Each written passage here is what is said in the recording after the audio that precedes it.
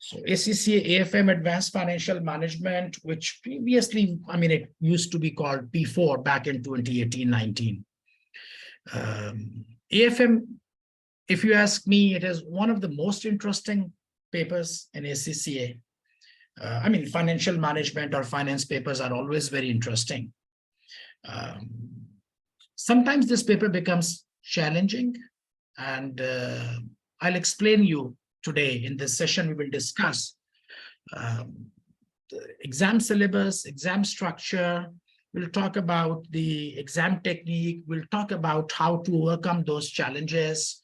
And of course, we'll talk about the changes in this, professional marks, stuff like this.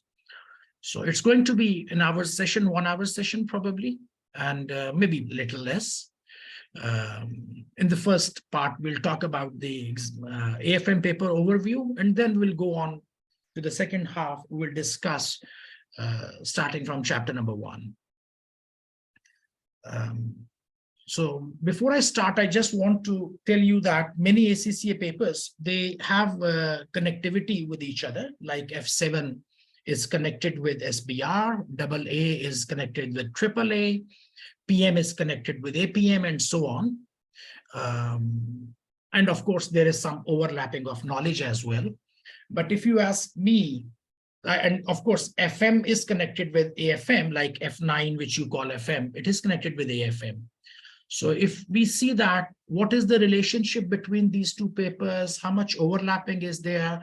How much knowledge sharing, or how much are they dependent on each other? So I would say that AFM is one exam which has the maximum overlapping. Like if I see F7 SBR, there is quite a great difference in SBR and its approach as compared to F7. But when you speak about AFM, I know that a lot of people, a lot of students, because exam has less than 50% pass rate, it is always 43, 44%. So it means that if 10 people, they go to exam, 4 people will pass probably, and 6 people are unsuccessful. Or you can say that if 100 people, they go to exam, 45 students, they pass, 55 students, they fail. There could be several reasons for not passing this exam. But the most important reason, which I feel is that, and I know it from experience, that lack of knowledge from F9. Because AFM, it hugely depends on F9 knowledge in many respects. Of course, AFM has a different structure, it has a different format, it has a different approach, but I can say with full confidence that at least if you know very good knowledge of FM, it takes you to 50% of AFM, because all important topics or syllabus areas of AFM, they begin with FM. And what happens that students, they take F9 exam or FM exam, and then there is a difference or a gap of 1 year. When they come to AFM, they already had forgotten many things which are so crucial. For example, today you people are here in AFM first session. If I ask you, what is beta and what is geared beta, ungeared beta, how to do gearing to ungearing or ungearing to gearing, and why do we use it? When do we use asset beta? When do we use equity beta? I bet most of you people do not remember that. Calculating it, the numbers is a different thing. You even probably have forgotten the concept. Because many times what happens that when you were doing skill paper, many students do not do skill paper with concept. They just start crunching the numbers, because in what happened in F9, that they always asked us about the numbers. Okay, I need to calculate asset beta is 1.21, equity beta will be how much? Or this is cost of equity, this is cost of debt, how much is WACC? Now, what they are calculating, why they are calculating, how they are calculating, they paid less attention on that. So what we need to do, that we need to understand that in order to pass AFM, there are areas from your FM exam, F9 exam, which probably you have done before, but now you need to do them with, more clarity. You should have strong grips on those basic things, because in AFM, what will happen? One syllabus area is investment appraisal, we call it advanced investment appraisal, but it finds its basis from F9, project appraisal, capital budgeting, investment appraisal, NPV, IRR, taxation, etc. Second area is cost of capital and capital structure. Again, this comes carried forward from your F9 exam. The most important area in AFM is risk management. Again, risk management finds its roots in FM. So if you are not very good with risk management at FM level, I don't expect you to do it at AFM level. So first you need to, or we will together, make the basis strong from F9 area. So, and then move on to AFM. Otherwise, what will happen? A lot of students, they do questions in AFM, and they are doing it as if they are, how to say, cramming the numbers. They really do not understand what numbers they are finding out, why they are finding out, or how they are finding out. They are just putting the formulas and getting to the number without having the concept in mind. And when you try to remember things, you forget after some time. But if you understand the concept, then it stays longer in your memory.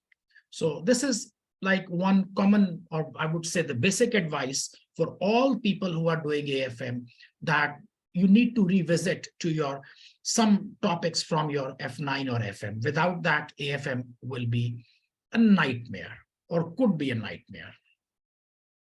Okay, we start with we'll talk about exam structure, exam syllabus, relationship between FM and AFM, and exam syllabus explained. So first of all, exam structure is, and then of course, professional marks, we'll speak about it. Exam structure, you've got section A, which has 50 marks, one question. This is one long question, 50 marks, in which several skills will be, or knowledge areas will be tested. And there are 40 technical marks and 10 professional marks, okay? So before, professional marks were not there. Professional marks were just introduced in the previous semester, in the previous exam session. Before that, they were not.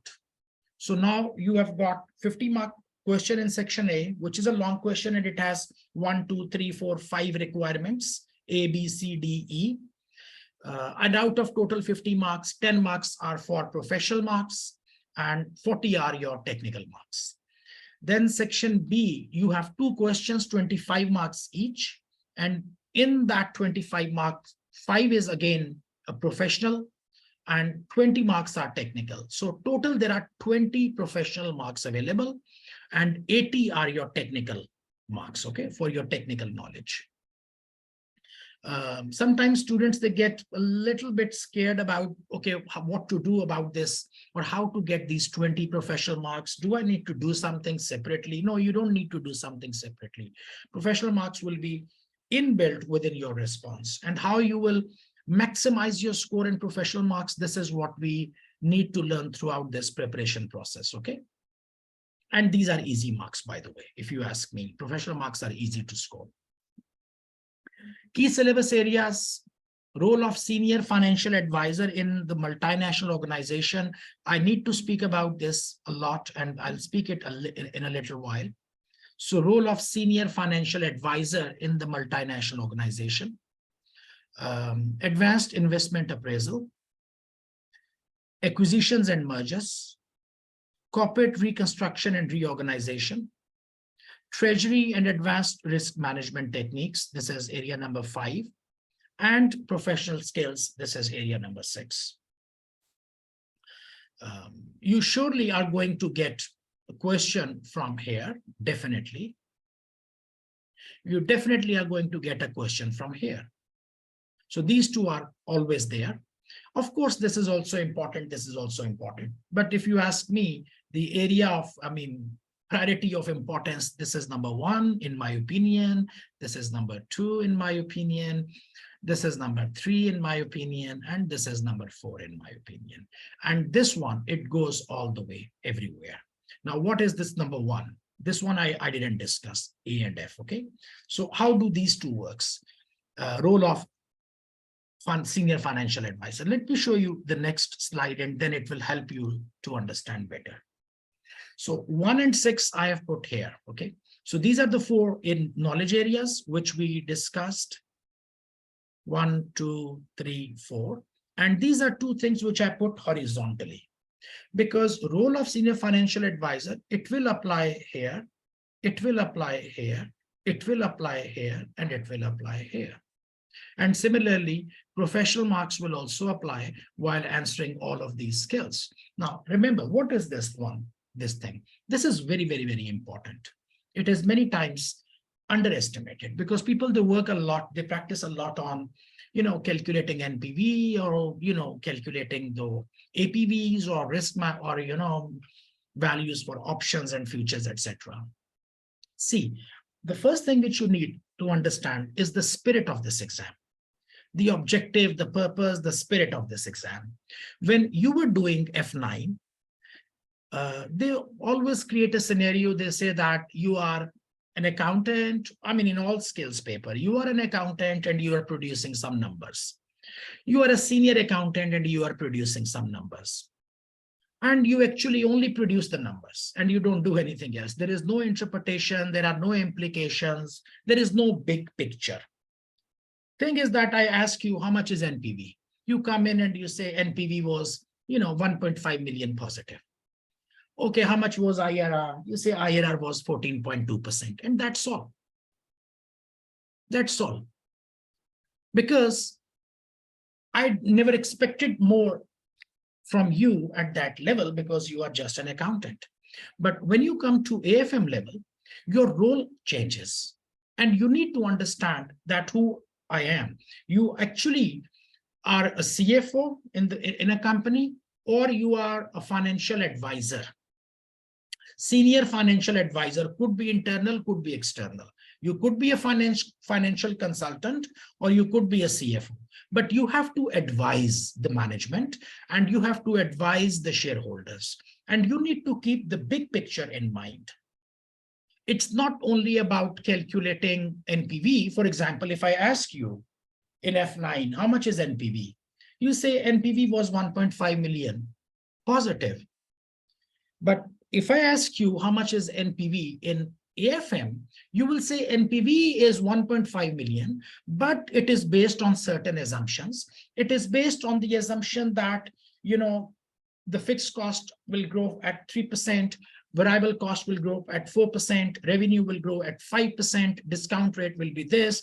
If these assumptions will stay the same, then NPV is this. But if any of those assumptions are changing, the NPV will also change. This is what I expect you at this level. I mean, when you were doing F9, you came into the room and say NPV is 1.5, and I say thank you very much, and you left the room. This time I want you to speak more. Or maybe you can come in and say that, NPV is 1.5 million. However, this project has a different risk profile, which our shareholders might not, which might not attract our shareholders, or probably they would not be interested in that. Or probably there are some other things. So you have to be kind of, not like just giving the numbers, rather you have to think from a larger perspective, a bigger perspective. Okay, NPV is 1.5 million, but there are some ethical issues of doing this project, because this project might harm the local community, or it might be detrimental to the environment. So I just don't want you to give me NPV, but it is like a response from a much more responsible person giving a well-rounded explanation of the scenario, okay? So whatever you do, whether you are doing investment appraisal or you are doing acquisition, so this acquisition probably will increase the company value. We should acquire because we see a good deal in that, but there could be some cultural issues in the organization. We are entering into a new market and there are some other possible threats in that market. So numbers make sense, but there are other things. So either we should not be doing it, or if we do it, we should be taking, such and such precautionary measures. So it's not just giving one static number. It is more about taking the responsibility and providing the thorough information. And this skill will apply while you are doing anything, all of them, okay? And then professional skills. So when you will present your response, your professional skills will be demonstrated in all of your responses, whether you do question 1 or 2 or 3, whatever you do. So these two things, actually, I say that these are your main skill areas, and this is your approach. And of course, this is your presentation. Okay. This is about your presentation. This is about your how you express your, or you draft your response throughout the syllabus areas. Very interesting. That's why I said that if you ask me, I mean, I teach F9 and I teach FM and AFM. I enjoy AFM more because AFM is like real life scenarios. You take yourself into it. By the way, this is very important approach. This is very, very, very important. From real life, I'm telling you also. I mean, I've been providing work. I've worked for almost 20 years and then doing consulting assignments. And I know that whenever I went into a consulting assignment, I always try to put myself into that organization, because if you stay out and see from externally, then you cannot feel what is happening. You have to get into the picture, okay? So when you are reading a scenario, try to think that as if it is you into the picture. And you would feel like your, how to say, perspective will change instantly. So you have to become part of that organization. So that one scenario, these are so interesting questions. This is a company which is trying to, or which is planning to start a new project in a different industry or in a different country with this much of growth perspective, this much of revenue. These are the risks which are, which are existing in the market. These are the possible opportunities. These are my shareholders. These are their expectations. What should I do? So you keep everything together, and it's a real life case study. So these are very interesting questions. So these are actually, if you go back into detail of the syllabus, so role of senior financial advisor, which I always say that this is the beginning point, very important. So role and responsibility of senior financial executive or advisor, financial strategy formulation, ethical and governance issues you need to keep track of, how governance issues could affect it, or how ethical issues would affect it. Management of international trade and finance. Strategic business and financial planning for multinational organizations. Dividend policy in multinational and transfer pricing issues. So these are the things which come in section 1. Then you have advanced investment appraisal. This is very interesting because discounted cash flow you did before as well.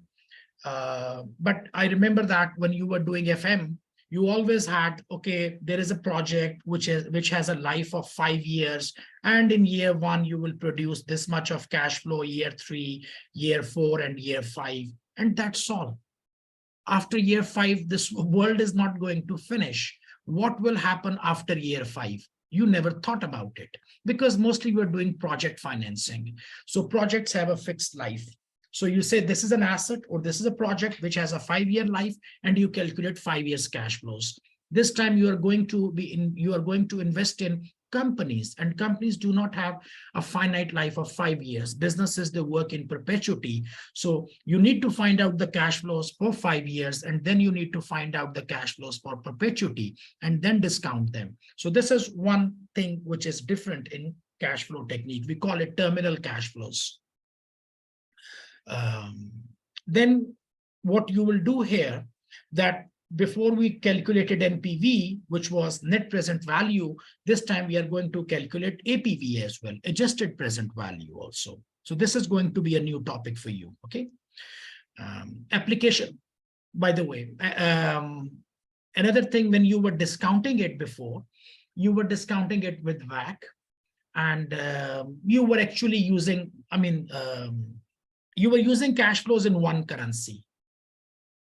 But it is possible that this time you will have cash flows, like you are a UK company, you are investing in an African environment, so your revenues are in African currency or some other currency, and then you have to convert them back in year 1, 2, 3, 4, 5, and then you need to calculate your discounted cash flows. And for how do you do that conversion, you need to calculate those conversion rates.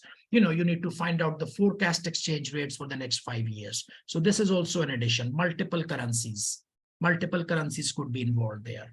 Then you will have option pricing theory. Very interesting topic, not really very difficult, quite easy, a small one, but an important one.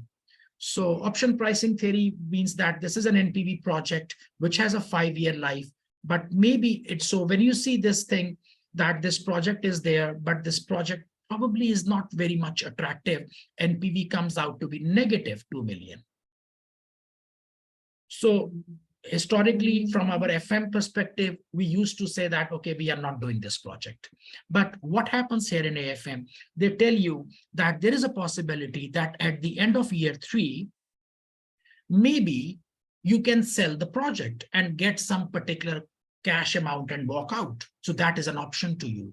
Or maybe you can expand the project, and with that expansion, probably there will be more cash flow. So there are different options which are available. So if we incorporate these options into our projects, because we always have options in real life. I mean, when you start a project, it is always possible that you further expand it, or you leave it in the middle, or you sell it in the middle. But we never discussed this thing in FM. In FM, we said we have a project. If we start it for 5 years, we will do it. So, I mean, this is not what happens in real life. So in real life, you always have opportunities to expand and opportunities to exit. So if we incorporate these opportunities, probably the project becomes a positive NPV. So this is something which will happen with your investment appraisal, and that's why we call it advanced investment appraisal. Very interesting scenarios.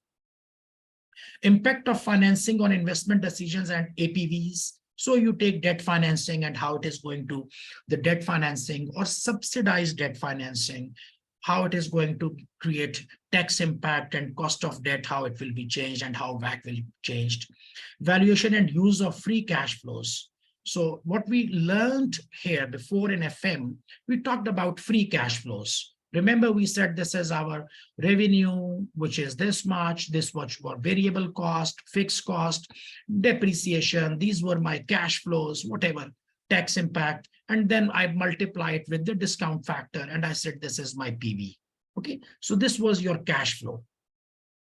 Cash flow in year 1, cash flow in year 2. But this time we are going to talk about 2 different types of cash flows, FCF. We call it free cash flow, or FCFE. It's not really very difficult concept, but it's an important and interesting concept which you didn't do in FM. So free cash flow and free cash flow to equity, we will talk about this thing. So this is a difference. So I'm just telling you that basics will remain same. So if you ask me that, oh, these are very different things, I didn't do all of them. So, but my opinion here is that if you start from a scale of 1 to 10, so until the scale of 6, this is FM knowledge. And from 7, 8, 9, 10, the last 4 points, this is AFM knowledge. Okay, so you cannot start building your knowledge here without knowing this one. FM is 60%. Because when I will make this cash flow, it is the same like I used to do it in FM. I will calculate the tax and the tax impact and the depreciation and add back the depreciation, discounted cash flow, discount factors, everything will remain same. Only 1 or 2 adjustment I will make in the end, either for changing the currencies or for changing some other things. The last 3 steps I will change. All these will remain same like we did in FM. Then you have international investment and financing decision. International investment, like I said, that those currencies, multiple currencies will be involved. Okay, or probably some option of dividend giving out or repatriation of funds and etc. Then you've got acquisitions and mergers versus other growth strategies, valuation of for acquisition and mergers. So valuation of a share, valuation of a company. We did this topic in FM, but to a very basic level. Here it is much more advanced. So here, if you ask me that how much is FM and AFM, just I was saying before that 60% was FM. This time I would say that only from 1 to 3 is FM, and this is an AFM. So you will be learning quite a lot of new things in this area, which you have not done before. So when you will do investment appraisal thing, you will feel more confident that my past knowledge is helping me a lot, and quite a lot of things which I see, I'm already familiar with them in investment appraisal. But in acquisition and mergers, you will face many new things. And because there are many new things, so I'm not discussing because they are not into your knowledge. So we are not, there is no purpose of mentioning them here. We will do them when we will cover the syllabus. Corporate reconstruction and reorganization. So you've got financial reconstruction and business reorganization. And the last one is the risk management techniques. The most challenging part, the most difficult question in exam usually comes from risk management. Although risk management is an easy thing, but because it involves complex calculations, and sometimes students, they try to remember the steps, and remembering the steps actually fails them. If you go with the logic, it becomes a bit more easy. But in any case, I cannot say that risk management is going to be an easy job. You will have to focus quite a lot on that, okay? So risk management is definitely an exam, 25-mark question, and for sure it is an exam. And it is going to be one of the, I would say that, toughest of all, okay? So this is your syllabus area. Topics new to the paper. Now this is, I'm actually, these new topics are not included in this semester. They actually are from the last semester. But some people, for them, probably still it is important to mention. I mean, I mentioned this thing in the previous session, but I'm repeating it again. Because sometimes some people have old books, or they probably have taken AFM before a year ago, and they are coming back again. So they should know that. So actually, there is nothing much new. No technical topics have been added to the AFM from 22 September, June 23, and so on. However, syllabus section F, which is professional skills, has been added. Also, a new spreadsheet is available in the AFM exam, where required a question that automates the Black-Scholes. So there is a Black-Scholes model, we call it, BSOP model. And this is for option pricing. This is an investment appraisal, BSOP model. And it has a very long and lengthy formula, which used to bother students. But now you've got a spreadsheet in which you don't have to put it will automatically calculate it for you. And few things they have taken away.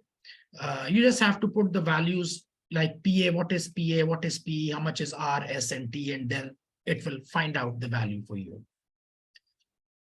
Topics which are leaving the paper. Integrated reporting has been removed. So in past, we did have integrating reported. That is gone from the syllabus. Transfer pricing has been repositioned from sections A6C to A6A. Wording of section B1 has been clarified to confirm that multi-period capital rationing is only examinable through discussion. So capital rationing for multi-period will not be coming as a numerical thing. It will be a discussion option. Remember that in your AFM exam, probably there is, I would say, in SBR, what happens? SBR is actually numerical, I would say, only 30 to 35%. And discussion is 65 to 70% in SBR. In AFM, however, I think it is 50-50 approximately. So quite a lot of complex calculations are involved, but at the same time, quite a lot of discussion is also involved. So this topic is a discussion topic.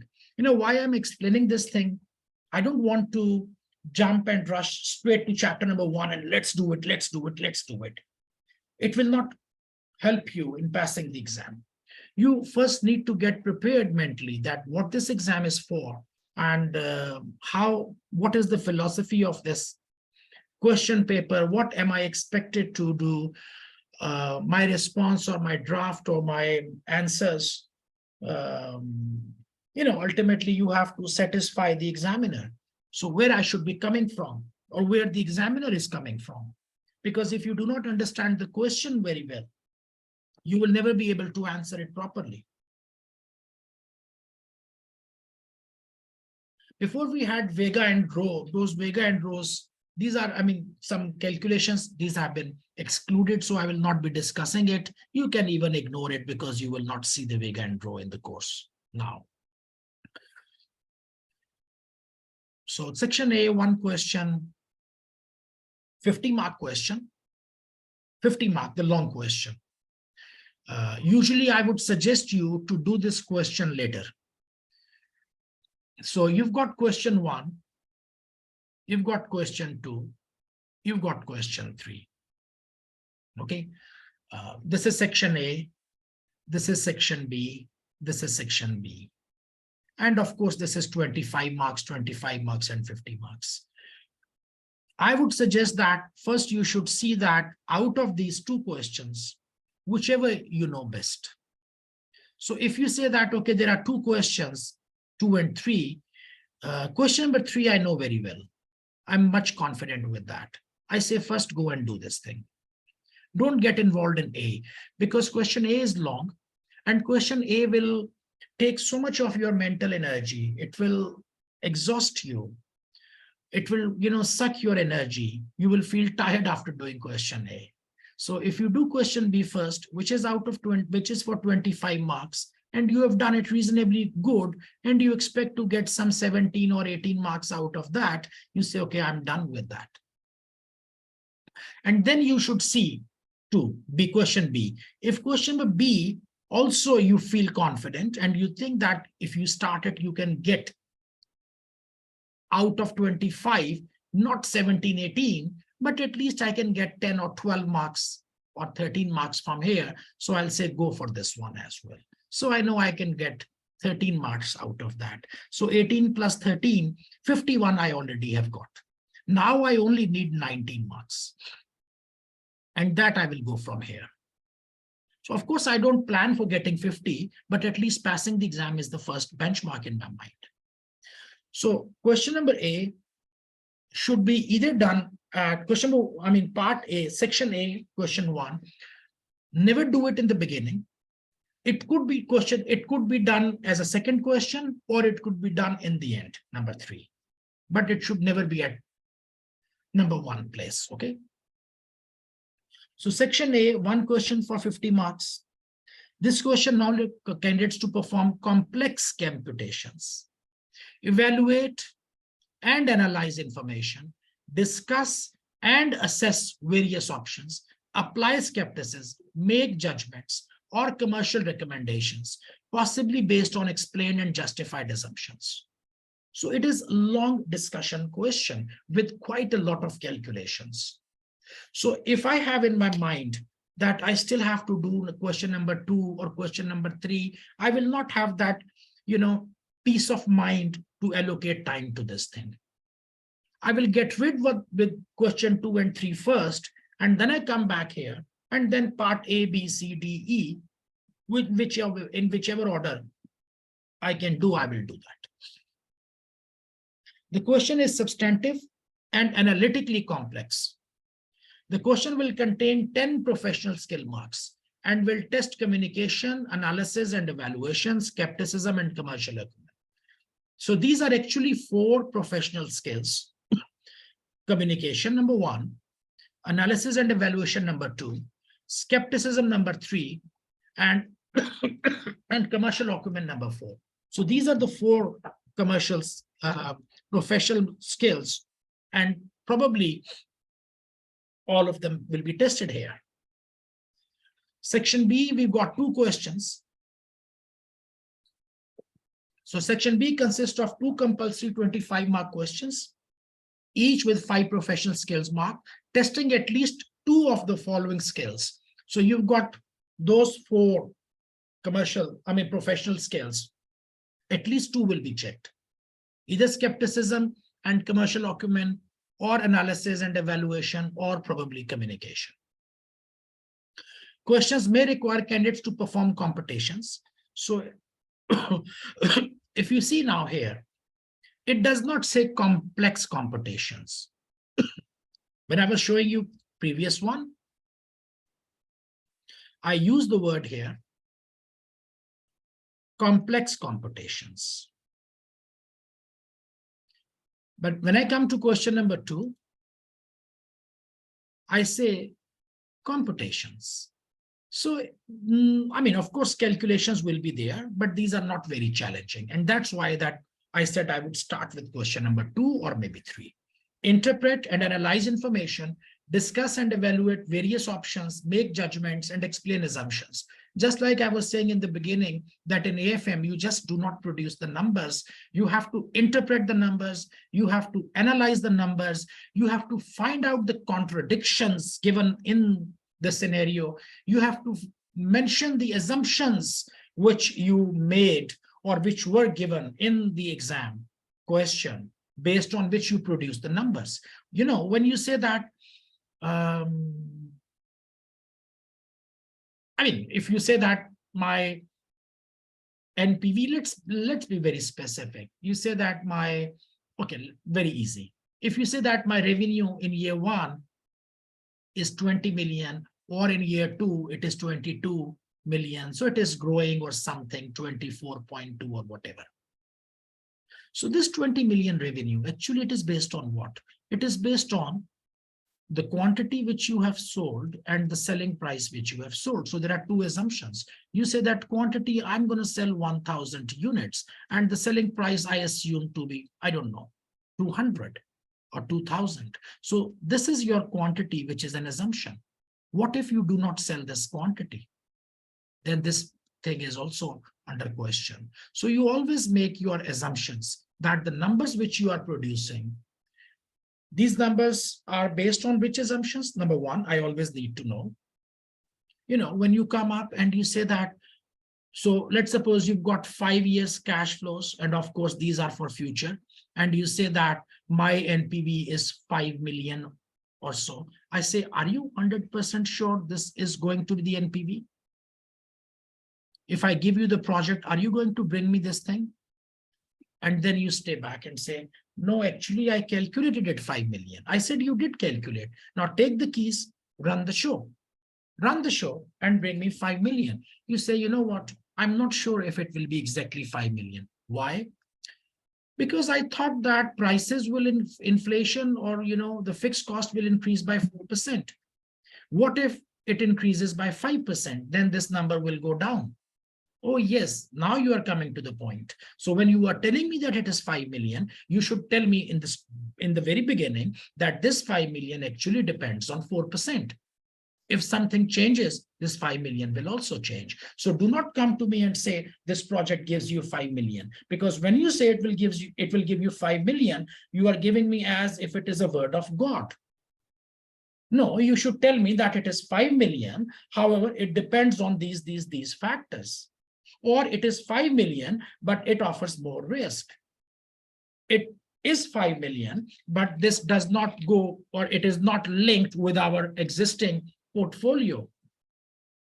So there are many things which you should be telling me, because if you only tell me that it is 5 million, I will immediately take out money and say, start the project. And tomorrow there will be a big blast. And then you will say, yeah, there were some risks. But why did you not tell me the risk before? You only came in and said NPV is 5 million. And I said, let's do it. But you never told me what were the challenges, what are the difficulties. Difficulties could be cultural difficulties. Probably there could be some ethical issues. There could be governance issues, how these businesses will be managed. So you should be, making judgments, explain assumptions, apply skepticism, provide commercial recommendations. So, this is like I said in the very beginning, you are not an accountant now. You are a senior financial advisor. You are not just producing the numbers. You are explaining a complete situation to shareholders or to managers where to invest, when to invest, or why, or why to invest or why not to invest. Remember, all AFM questions will have a commercial aspect. You should have, we say that, commercial acumen. What is commercial acumen? A commercial acumen means that we say that it has business sense, okay? You should have business sense. You should have commercial acumen. Commercial acumen means that financially, is it viable or it is not viable? So it is, commercial acumen is kind of an entrepreneurial skill.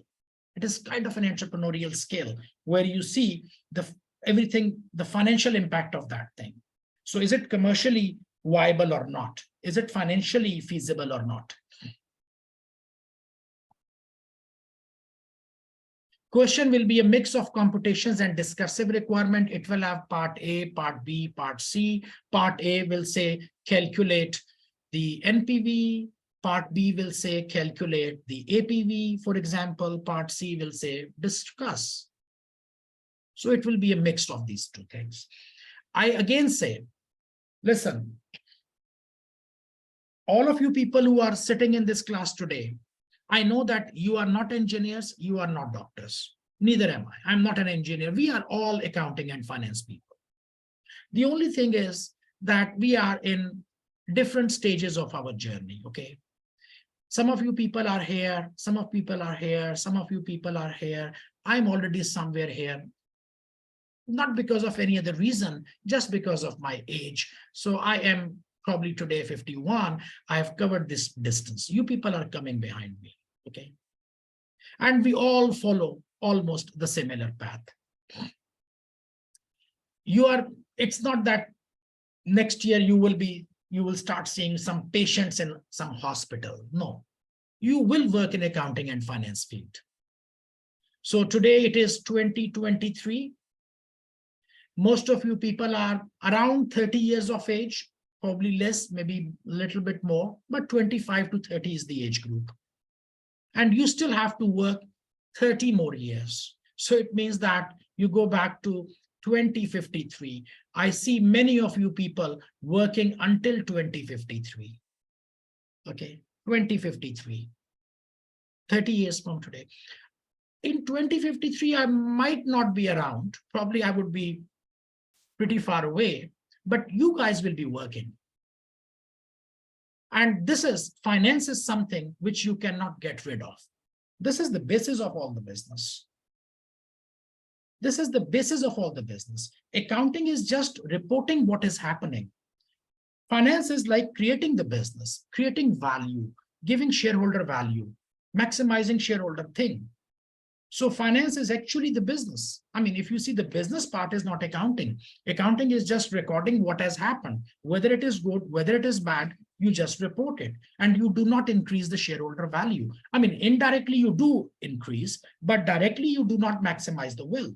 But you guys, when you are in finance, and I suggest you people to become an expert in finance, you will have a lot of value. Because I worked that thing, I enjoyed that thing. If there is a project and with a good analysis of 7 days, I can increase the value of that project by $5 million, and I've done it many times, not 5 million, even more. What do you think what my shareholder is willing to give me? If with my input, if this project increases or adds 5 million of value, don't you think I deserve something more or deserve something special? I do. And I claim, and they give, provided I add value. So finance is something or financial management, which you should people be very good at. You must be loving it. You have to go deep into it, because this is the point or an opportunity where you create value for the shareholders. And anyone who creates value becomes valuable. You become valuable. People will not let you go. People will request you, will ask you, please come and contribute to this project, because they know that with your contribution, this project value will increase. They make money. Very honestly, I don't want to go into a lot of details, Many times it happened that even with 3 days or 2 days, 3 days of effort, 3 days of effort, you increase the project by 5 million, maybe 10 million. And that's amazing. When you've got a $200 million project and it becomes 210, just with your efforts, just with your skills and capability, this is the point where people start giving you value. People start listening to you. So anyways, question will be, I was just saying that why I went out of track, just to tell you the importance of the subject. It's not passing the exam. It's not about passing the exam. It's about learning a skill which you will demonstrate at work. If not today, maybe tomorrow or day after tomorrow. But a point will come when you will be demonstrating this skill. It is also possible for candidates to be provided with incomplete or incorrect data and information. So contradictions are also possible, for which they need to provide further computations and amendments and then provide analysis and evaluation. So this is also a possibility. By the way, it is possible that when you are doing, because we use the word here computation a lot. So don't get stuck with some calculations. It's not possible to correctly calculate everything. You might get stuck. So even if you get stuck, you can make some assumption, a reasonable assumption, and move on. I'm saying it. Think of a number which makes sense. Think a number which makes sense, put it there, give an argument, and move forward. You will get marks for that. You will get marks for that. Don't get stuck with one number, with one calculation. You have to complete the exam. So FM and AFM, capital budgeting, cost of capital, capital structure, business valuation, risk management, all of these topics are overlapping, okay? Professional skills, communication skills are important. Number one, there are 4 professional skills: analysis and evaluation, skepticism, commercial acumen.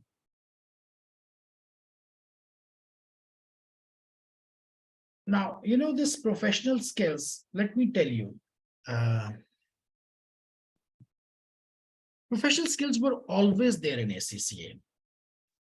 I mean, I cannot imagine that ACCA exams always they were there. I mean, I'll give you an example.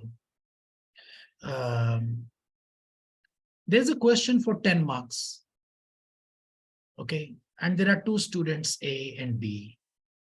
Student A, he writes the response in a very clear manner, which has a proper opening, which has a proper conclusion, which makes a logical coherence between the ideas, who uses professional language, who makes or present his workings specifically and separately. These are the things which are used by student A. Student B, he gave me a messed up response with no proper beginning or ending even. Workings are badly presented. So what do you think? How much marks I should give him? Do you think they will get equal marks? They will not get equal marks. Maybe out of 10, this student, when I was marking the exam, I gave him 8 marks out of 10. And he also came to the same number. He also came to the same NPB. He also came to the same number. Numbers are same, but he will get probably 5 marks or maybe 6 marks because his answer was not very well presented. So this was the difference in presentation or writing or discussion or whatever it was. But what happened before, that before it was very subjective. Should I give him 6? Should I give him 5? Or should I give him 4? It was my choice. But students, they used to suffer before as well. And tutors, it was very subjective that, okay, how much they should deduct for this messed up response. Now what has happened? They have told you clearly that there are 20 marks, which means 20% is for professional skills. So if it is 10, 2 marks are there. Okay, 20% of 10 is 2. So I would say that if numbers are same, and if I am giving 8 to him, because of this messy response, I will give 6 to him. So 2% I will take away. So for the tutor, they have set a limit that this is how much you can punish or reward, 20%. For the students, okay, sir, how to write a better answer? That's a very subjective word. You're writing, your response was not good. That's a very subjective word. How to improve my response? What should I take care of? How my answer should look like? Which things I should be careful about? So they have told you as students that these are the 4 areas you should be careful about. You should be careful about. Remember when we were studying financial reporting in F7 and SBR, we said faithful representation. Now that's a very vague term. What is faithful representation? When do I know that I have achieved faithful representation? Tell me, what should I do to prove that I have done faithful representation? So I say, okay, there are 3 things. If you achieve these 3 things, it becomes faithful representation, which means that your information should be complete. So don't give me incomplete information. Your information should be correct, which means don't give me incorrect information, and your information should be free from bias. Free from bias. So if there is no personal bias in that. So when you achieve these 3 things, you presented me financial statements, and those financial statements are complete. They include everything. Whatever is included is correct. There is nothing incorrect, and it is free from bias. So when you achieve these 3 things, your faithful representation is achieved. Similarly, you say, how should I improve my answer? I say, take care of these things. When you take care of these 4 areas, you have professionally presented your response. So the concept of, a good answer or a bad answer was there before, but it was subjective on 2 sides. The examiner did not have this exact margin of marks. How much should I be punishing or rewarding for a good or bad answer? And the students also were not really clear that what do you exactly want? When you say that it has to be professionally written, what do you want me to do? Should I wear a necktie and start writing the answer? That means that it's a professional thing. Or should I, you give me some objective targets to achieve. So these are your objective targets to achieve, okay? So communication, analysis and evaluation, skepticism, and commercial acumen. These are the 4 skills which should reflect from your answer. Your response, your answer should demonstrate or should reflect these 4 skills. So what comes in communication then? Next. So section A, question in AFM, always ask for a report to address key financial management matters facing the organization. So there will always be a report. So then it has to be presented in a report format. Report is presented by whom, presented to whom, the subject matter of the report, what a report is all about.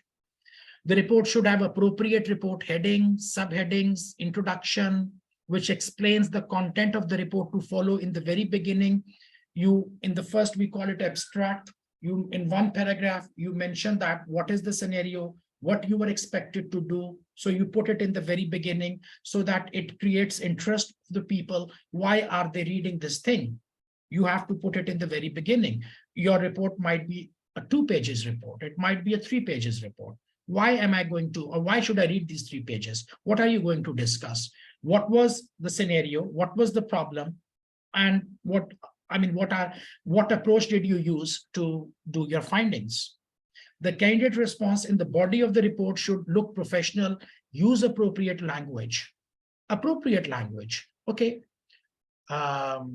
Use always passive voice, okay? In a lot of communication, business communication, we say use active voice. But in reports, you have to be neutral.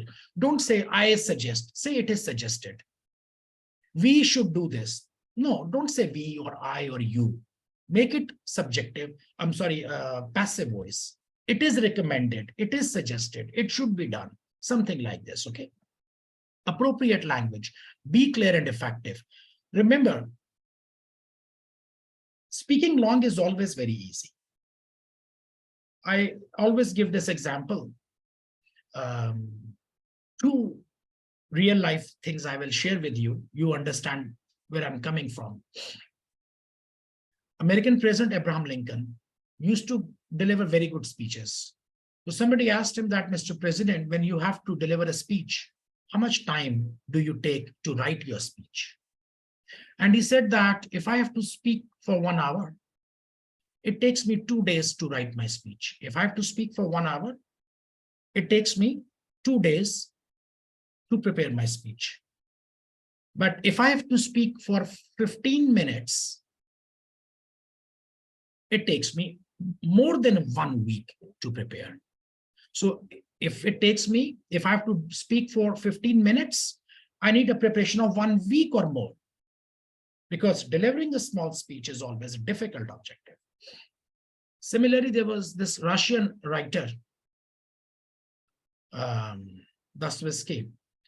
He once wrote a letter to his daughter, and that was a 2-3 pages long letter to his daughter. And in the end, he said that, daughter, I'm sorry for writing such a long letter. Actually, I did not have enough time. I'm sorry for writing a long letter. Actually, I did not have enough time. Because writing short, which we call concise means complete and short. Writing short and concise, that is the art. One of my best students, and who was the position holder as well, she used to write very short answers. So if I would compare, somebody is giving probably 600 words, she would give only 200 words. And she gets more mark. She used to get more marks by ACCA on 200 words as compared to 600. So it's not about putting long sentences. And when we teach communication, we always say that if there is a paragraph, and from that paragraph, if I take out one sentence, from one paragraph, there are 10 sentences. If I take out one sentence and still the message is clear and the message is complete, it means that one sentence was extra. If in one sentence, if I take out one word, and after taking out that word, still the sentence is complete, it means that one word was extra. I respond to a lot of official emails.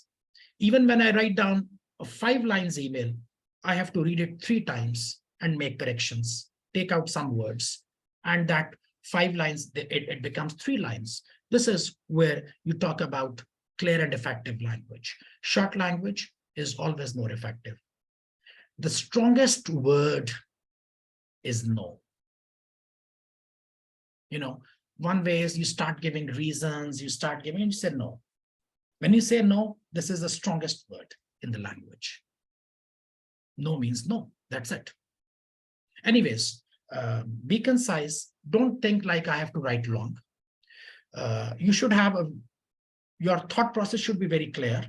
We call it a logical and coherent answer in which you are building or developing an argument. And by the way, let me tell you, your argument might be wrong, but you should have reasons for that, and you will get marks for that. Even though your argument is wrong, but because you are presenting reasons and you are putting it logically coherent, you still will get marks, okay? The calculation should be separated off into an appendix in the spreadsheet response area and make use of the spreadsheet functionality. So it is given separately. And by the way, I would suggest you always find the numbers first and then start drafting your response. Because when you calculate the numbers, the picture starts becoming clear in your mind, and you know that what is actually happening. So don't even start writing your answer without getting the numbers. First, get the numbers. Once the numbers are done, you already understand what is happening. It is vital that the report content is relevant to the requirements, including adhering to any specific instructions given in the examination question. So there might be some instructions given, follow them, and your report should be, relevant to the requirements. It's not about how much you know. It's not about what you want to write. You might know many things. I did not ask all those things. Okay. You tell me what I have asked you. So you have to be relevant. If I ask you that tell me the advantages of NPV, please tell me only the advantages of NPV. Don't start speaking about disadvantages or implications or comparisons or etc. No. Make sure that you read the requirement very carefully, and remain relevant to that. This is something which is what is called professional communication. Listen, think like who you are and whom you are talking to. You are CFO and you are talking to a shareholder board meeting. They ask you one question which could be answered in 2 sentences, and you start taking, miles and miles. You want to speak, you are, just in love with your voice. It doesn't work. They ask you a simple question which requires 2 sentences answer. Give 2 sentences answers and then keep quiet. And then if they ask you another question, you give another, you answer the question. So always think like, I'm not talking to my, right now I'm talking to my students. Okay, you guys are younger than me, so I take liberty and I speak a lot. But then when I have to speak to my CEO or I have to talk to my shareholders, I have to pay attention what they're asking me. And I have to be as short as possible, providing all the information in a very logical way. So when you are solving your AFM exam, you should think like that whatever I'm doing and the response I'm writing down, it is going to be presented to the shareholders or to the CEO or to the board. And then I'm sure you will not mess up. You will keep it clean, you will keep it clear, you will keep it short, you will keep it concise. Okay, so think like that you are a CFO talking to the board, and they have asked you a specific question because the question has come, the question has come from your shareholders or from the board or from the CEO, and you are responding to that. Now you will feel more responsible. Like I said, that put yourself into the picture. AFM is definitely not very difficult. The only thing is that you need to have the approach. 50% marks you can take from your FM knowledge. This much I can tell you. 50% marks with proper approach you can take from your FM knowledge. Analysis and evaluation. All AFM questions will include this professional skill as it is fundamental to financial management. So you need to make analysis and evaluation. So evaluation based on the numbers, analysis is like interpretation of those numbers. So it is common for AFM questions to include significant amounts of calculation. However, it is key to remember that in AFM, any analysis or evaluation is contextual. Contextual means that you will not find some academic theories to write. You have to interpret the numbers in the given scenario. Analysis can be demonstrated by appropriate use of data. So you find out the numbers, which is evaluation. Find out the numbers, and based on that, you start making analysis. The ability to draw appropriate conclusions from the data analyzed should be demonstrated. So here you are making conclusions, and conclusions based on assumptions. So assumptions might be discussed there. So this is the number which we have calculated. Based on this, this is our analysis, and this analysis is supported by these assumptions. So now things become clear. Okay, so first I calculate the numbers. Like I said that because you guys are more familiar with NPV, so I always give examples of NPV. So this is the NPV which I've calculated. And based on this NPV, this is my analysis of the situation. And these are the assumptions on which I have calculated it. Identify where data appears to be omitted or where further analysis is needed. It is possible that sometimes data is incomplete, it is not given, you probably have made some assumptions, so you need to mention that thing as well. Skepticism. Having questioning approach is key for this skill. Okay, so the question says that, inflation rate is expected to be 3%. What if it is not, if it does not remain 3%? What if it changes? The residual value of the plant will be $3 million at the end of useful life. What if it is not sold for 3 million? It does not have the market value. Probably it will have less market value. So skepticism, questioning approach. Skepticism is like you are not accepting everything or anything, whatever is told to you. Skepticism means that you try to evaluate things with your own judgment and you be careful. Skepticism, you have to be skeptical. And all managers, they need to be skeptical, because I'm sitting here, every 5 minutes, somebody opens the door and comes in and gives me some information. Do you think that I should be blindly trusting the information which they are giving me? I will be out of the business tomorrow, because people will bring a lot of information to me, and some of time, I'm not trusting their intentions. All of them, they come with good intentions, but probably they have not done it correctly.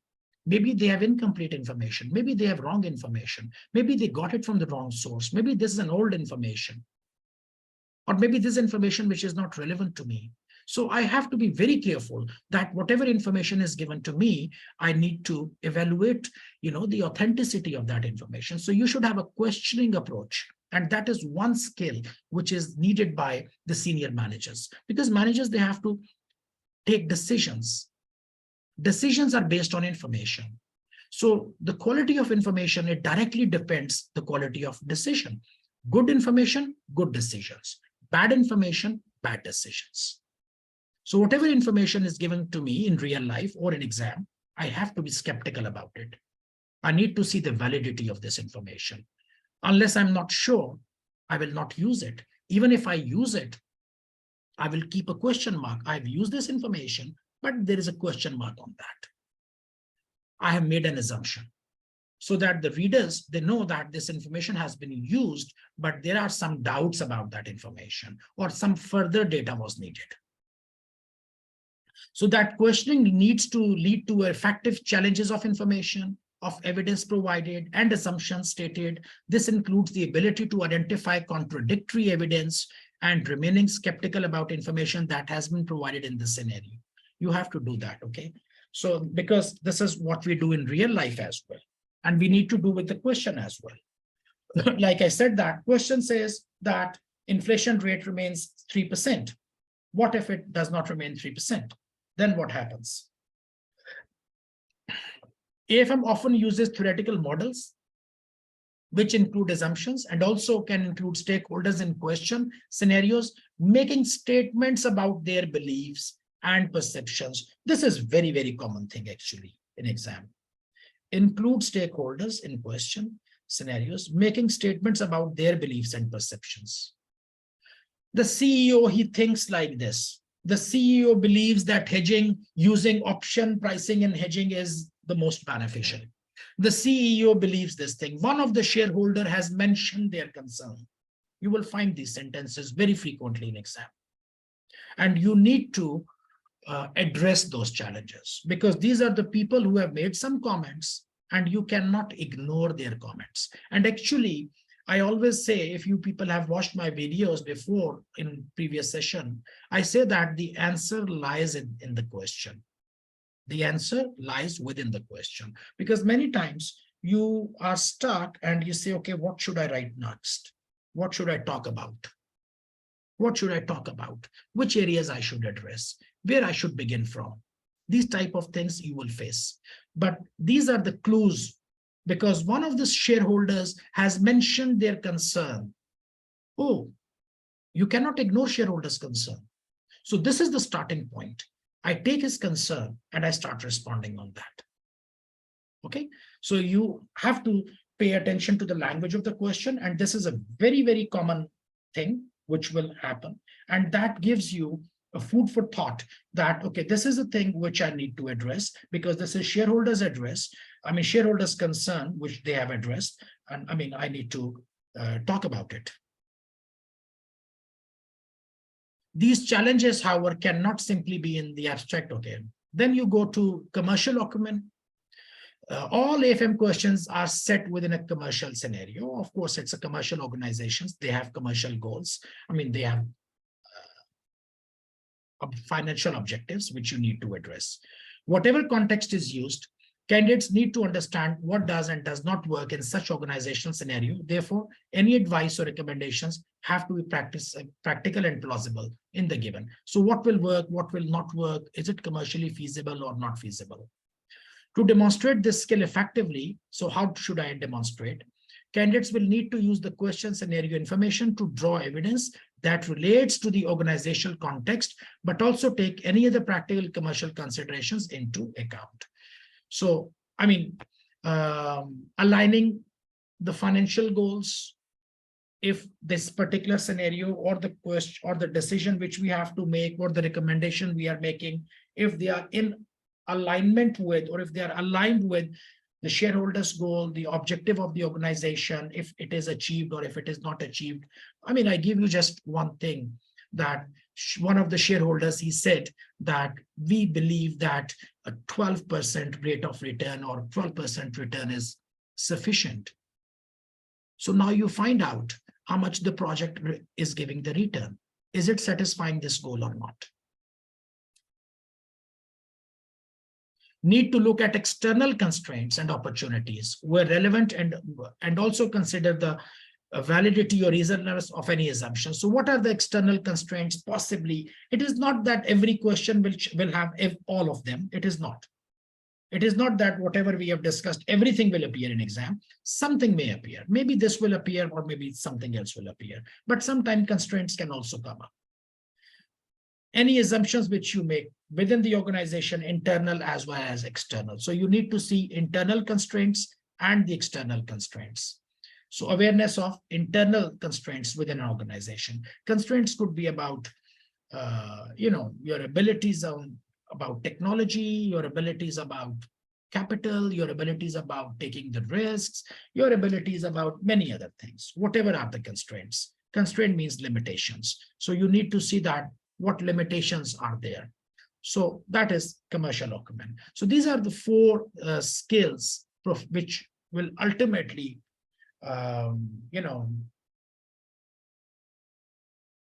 help you in developing a response which will achieve your professional marks. Now, it might not be very clear as for now.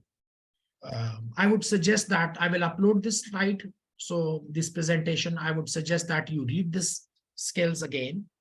And of course, when you will start practicing them, when you will draft your response, you have to think on these lines, okay? So you cannot just ignore. These should be somewhere in your mind that I have to evaluate, I have to analysis, I have to do analysis, I need to give conclusion, I have to be very clear, I have to be very short, I used professional language, I do not use I, you, we, they, I should be using passive voice, I need to talk about the constraints if there are any. So you are looking for these things in the question. And then while creating your response, so it's not possible that you produce 100% ideal response, but at least you will start your journey towards, going towards the ideal. So you might end up somewhere at 60-70%, but at least you have come 60-70% and you will get that marks. So I don't think that, or I don't expect that somebody is getting 20 out of 20 in commercial, in professional marks. But if you are moving to 60, 70, 80%, you will get some marks, which will add up to your total score. Okay. So have a good reading of these things once or twice or thrice, and then, because when you will read them 2, 3, 4 times, they will remain in your mind. And when you will see that scenario in exam, immediately it will attract your attention. Oh, I know this thing. Oh, I know how to handle this. Trust you me, it will come. It will come because you have gone through it many times. Okay, so it is just like from your home to your office. It's a 15 minutes distance. There might be 200 buildings. You don't, if I ask you now, count all those buildings and tell me which are those, you cannot tell me. But when you go, you're going that way and you see the building, you say, oh, I remember this building, because you have gone in front of that before. So when you see it, your mind automatically identifies, I remember this building. But if I ask you, make a list of all those buildings, you cannot. So similarly, when you will read this thing, it will remain in your mind. So as soon as you go into that situation, your mind automatically will alert you. Oh, this is, I have to be careful. But if I ask you, let's sit down and make a list on paper, you cannot. So please go through it once, twice, and thrice so that it remains in your mind. And when you face that situation, your mind will give you a signal. Okay, so this is all about this introduction to AFM preparation. Any question if you have, please ask me now.